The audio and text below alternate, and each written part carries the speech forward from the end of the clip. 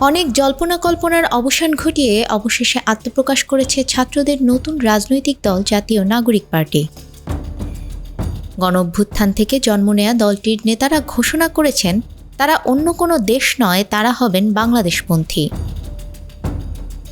দল গঠনের পরদিন সামাজিক যোগাযোগ মাধ্যম ফেসবুকে দেয়া এক পোস্টে এনসিপির মুখ্য সংগঠক হাসনাত আবদুল্লাহ বলেছেন, রাজনীতির আগেও আমার পরিচয় আমি একজন মুসলমান। আমি আমার এই পরিচয় ধারণ করি, সবসময় করেই যাব। স্ট্যাটাসে তিনি লেখেন, আমার বিশ্বাস কিংবা আমার দেশের মানুষের বিশ্বাসে আঘাত করে কোনো রাজনীতি আমি কখনো করব না। স্পষ্ট কণ্ঠে জানিয়ে দিতে চাই, ধর্মীয় মূল্যবোধের পরিপন্থী কিছুই আমার বা আমাদের রাজনীতিতে কখনো জায়গা পাবে না। নিজেদের ভুলের দায় স্বীকার করে তিনি আরও লেখেন, যা হয়েছে সেটা ছিল একটা অনিচ্ছাকৃত ভুল। আমরা নির্ভুল নই। কোনো ভুল করলে আপনারা আমাদের নিজের ভাই মনে করে ভুল ধরিয়ে দেবেন এবং যদি কিন্তু অথবা ব্যতীত আমরা আমাদের ভুল সংশোধন করে নেব। শুক্রবার ঘোষণা করা হয় জাতীয় নাগরিক পার্টি।